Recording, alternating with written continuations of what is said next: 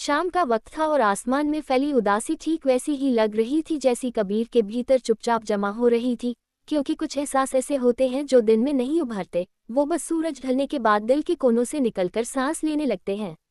हर रोज की तरह वो उसी गली में आकर रुक गया था, उसी पुराने मकान के नीचे, जहां तीसरी मंजिल की बालकनी से पीली रोशनी नीचे गिरती थी और उसे ऐसा महसूस कराती थी जैसे कोई बिना बुलाए उसके दिल में झांक रहा हो। उसे खुद समझ नहीं आता था कि वो ऊपर क्यों देखता है। वो किसी चेहरे की तलाश थी या उस सुकून की जो जिंदगी ने उससे कब का छीन लिया था। लेकिन आंखें हर बार खुद ही उस खिड़की की तरफ उठ जाती थी, जैसे दिल ने पहले ही रास्ता तय कर लिया हो। मीरा, वो नाम कबीर ने कभी जोर से नहीं लिया, लेकिन जब भी वो सामने आती थी, दिल इतनी तेजी से धड़कने लगता था कि नाम अपने आप सांसों में घुल जाता था।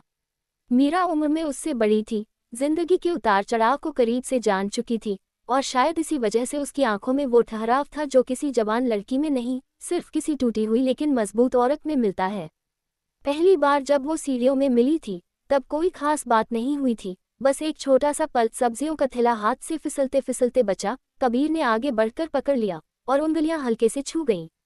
वो स्पर्श जानबूझकर नहीं था, फिर भी दोनों के अंदर कुछ ऐसा हिल गया था, जैसे कोई सोई हुई भावना अचानक करवट बदल ले।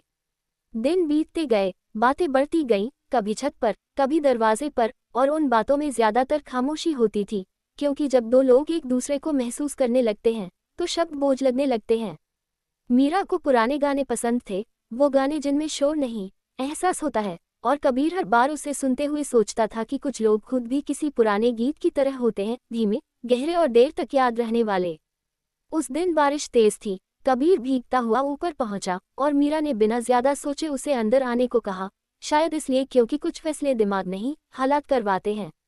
कमरे में हल्की सी खुशबू थी, गीले कपड़ों से उठती गर्माहट थी, और जब मीरा तौलिया लेकर पास आई, तो दोनों के बीच का फासला इतना कम था कि सांसें एक दूसरे को छूने लगीं।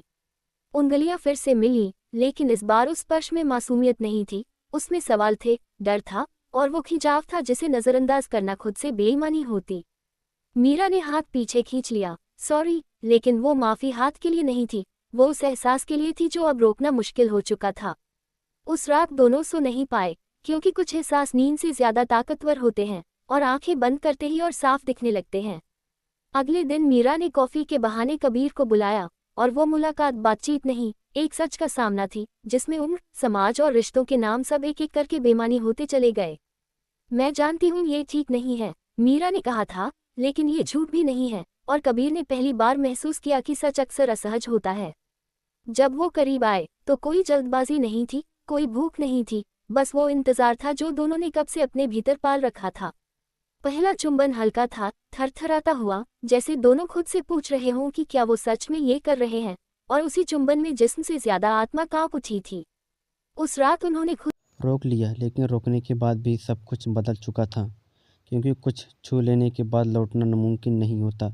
फिर मोहल्ले की नज़रें बदली, बातें होने लगी, और वही समाज जो हर प्रेम कहानी में तालियां बजाता था, इस बार जज बनकर खड़ा हो गया। मीरा चली गई, बिना शोर किए, बिना शिकायत किए, बस एक चिट्ठी छोड़कर जिसमें लिखा था, कुछ रिश्ते साथ रहने के लिए नहीं, याद बनकर जीने के लिए होते हैं। आज भी वो बालकनी चलती है, पीली रोशनी नीचे गिरती है, और कबीर हर शाम वहाँ खड़ा होकर समझता है कि हर अधूरी मोहब्बत हार गई।